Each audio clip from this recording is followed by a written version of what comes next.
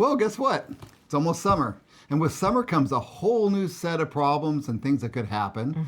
And in a whole new way of prepping, getting away from the old winter preps and moving into the new ones. So we're going to try to show you some things or talk about some things that you probably maybe haven't thought about. And we're hoping we can help you with that. The first thing we're going to go over is the vehicle kit. And this kit, we also did a video on it, and the majority of the stuff that we're going to talk about, we did videos on. And so check the description down below, and there should be a link to most of these videos that goes into more detail. What the car kit is a small kit. It's not like a bug out bag. It's not like a get home bag. It's basically a breakdown bag. It's what you have for your car in the summer in case you happen to break down. It's really handy to have it when you're traveling. And the first thing you want to have is extra water, of course. The next thing you need to have is a sun hat or sunscreen. Yep. Yeah, you got to have that. And summertime. Yeah, maybe a little fan. They have those battery powered fans. You can put that on, have some of those in there. Some of those things that go around your neck if you add water, things like that. Yeah, just in case your car breaks down, you're not able to use your air conditioner. Exactly. And I mean, you can get hot fast and you can die fast. So the other thing is jumper cables. And if you don't have, and besides the jumper cables, of course, where we're all going to now are those new battery jumpers that we have. I mean, I actually have 2 in my truck just because I get paranoid in case I use up one because I go backpacking. I'm way out there in no godforsaken nowhere. I don't want to, have one not work. So I always carry 2. That's good to have. Also a tire inflator, a blanket and tarp because it will get cold at night. Yeah, even if it's summer, it gets chilly. Yeah, and especially like if you're in the desert. Yeah. It's surprising how cold it gets at night. Temperature drops. Yep. And of course, you want a flashlight and some snacks and, some first aid. First aid kit, yeah. Just the basics. The basics, what you need for your traveling. And we'll go, and like I said, the videos that we did, we went way more in depth on these. The next one is what we have to worry about here. And we've actually had to evacuate because of it, and that's wildfires. Yeah. So what you need to consider is property preparation. Get your property ready for whatever might happen. Yep, get it ready. And the first thing is, to clear the brush around the area. Anything flammable, get that out of there.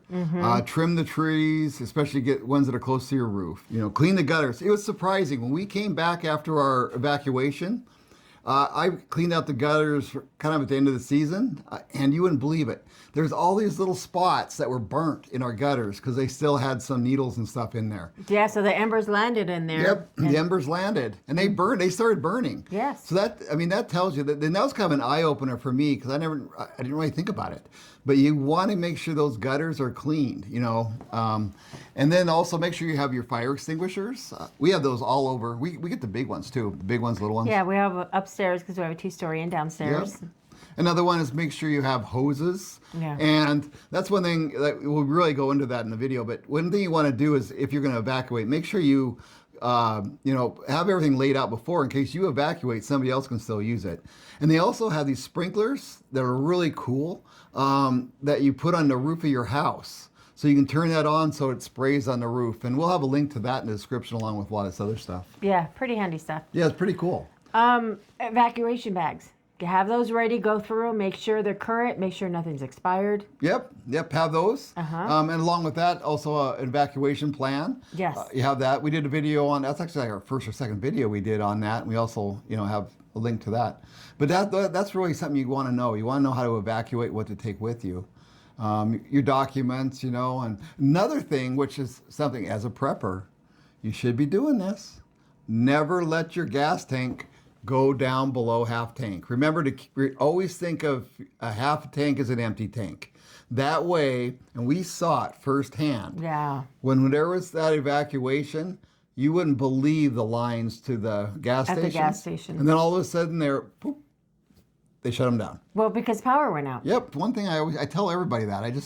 That's so important because when things go bad, the last thing you want to do, especially if you're trying to get the heck out of Dodge, is have to put gas, Stop and put gas. Yep. Yep. And the next thing we're going to go over is water storage.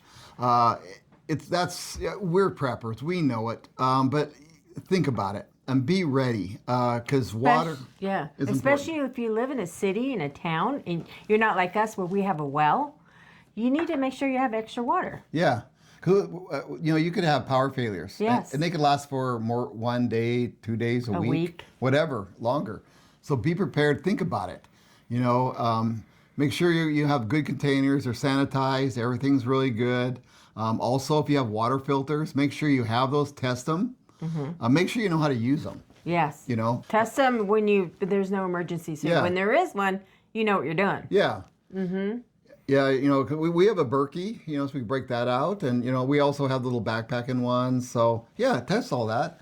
And don't forget about the puppy. You got the pets, you got to have some water, Yeah, make sure their bowls are full. Yep. Keep them in the house with you if it's too hot outside. And make sure you have, we're talking about water here, but make sure you have food for the little guys, Yeah. People sometimes, most pet owners are really conscientious, but you just make sure you have extra food. Have extra. And then the next one is, like I was saying, you could have a power failure. Yep. Which we have here all the time. In summer we do. We have 3 or 4 at least in the summertime. I always not say, more. I think we live in a prepper's dream because it's like, heck, every 2 weeks we got like a power failure it's out for an hour. And he gets so excited because then he runs out there and starts a generator. I do. I get all excited. We're going full on now, man. And he puts everything on it. We get real. But it's a good way to test it. It is. And it's kind of, and I know how to do it. I can do it with my, eyes closed. And for me, he has a set of directions laminated. So if he's not here, I can do it. Yeah. Because, and when we do have a power outage, I run out there and, yeah, she knows watch how to do it with him too. And that's one thing you got to think about that. All this stuff that we talk about, make sure everybody in your family is aware. And how to do it. Because what if you're in town and your kids are home? Yeah. And the power goes out. Yeah, they could probably wait till you get home. But yeah, I got this happened to us. Okay, we had this our evacuation. It was evacuated for over a week, I think it was. Yeah, week and a half. However, I was supposed to go backpacking that weekend. But instead I decided to go the week before. So I went the week before. If I had been backpacking, I would have been about 50 miles about 30 miles from the trailhead.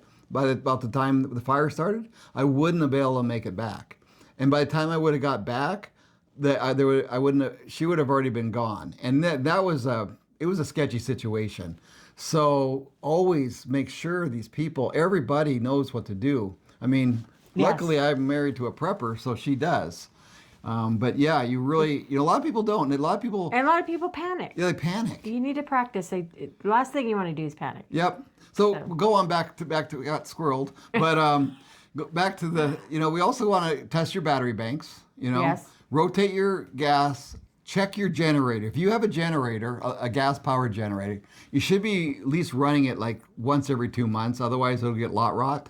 So that's what we do. Mm-hmm. And what I do is I'll take it and I'll just plug it into the house, let it run for a while. Might as well at first I used to just run it, but then I thought, why am I wasting gas? I can plug it into the house and, He runs something on it. I run the house with it. Yeah. For a while. Does. Yeah.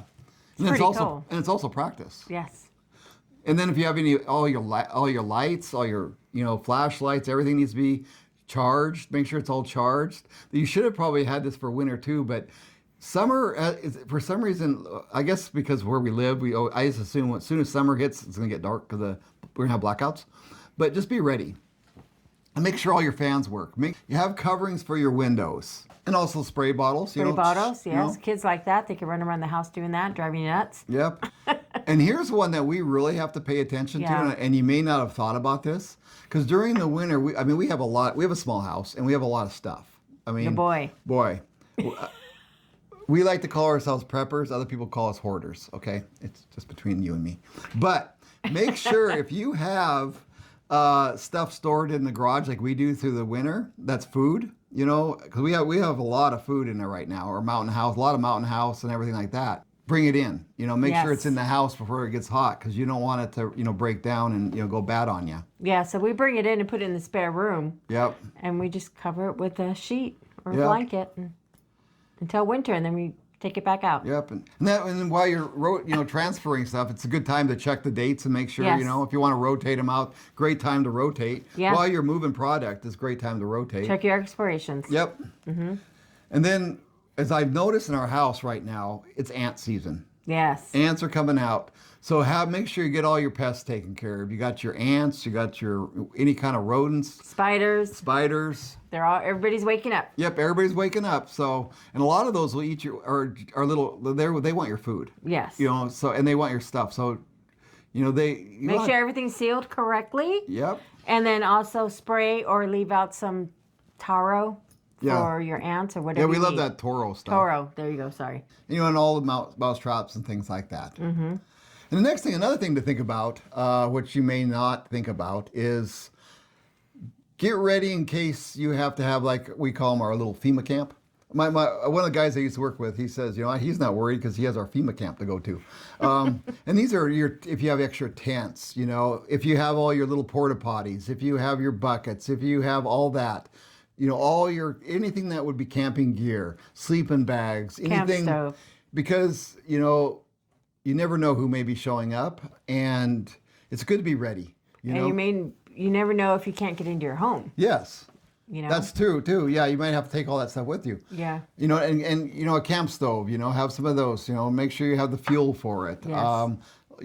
Lighters and matches, whatever you use. Ferro rods. Whatever. Rods. Yeah. Coolers. Mm-hmm. And once again, test your flashlights. Yep, test your flashlights. I prefer the headlamps myself a lot, but we also have the beams. We have one that's really high powered. Yes, and make sure they're charged. Yeah. Okay, now it's time for Belinda's Trivia of the Day. Did you know in hot weather, stored water can grow algae faster if containers are exposed to sunlight?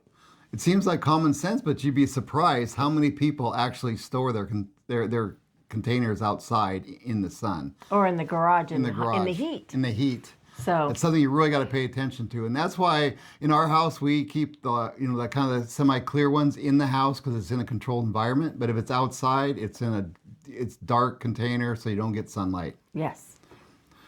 Well, if you have any questions, make sure you put them in the comments. We love our comments.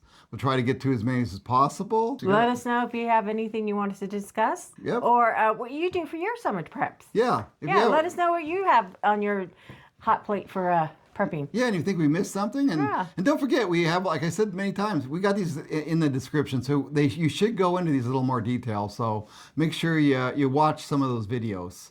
Hello, my name is Wayne. I'm Belinda. And we're Normal Prepping. And thank you for watching. Thank you for watching.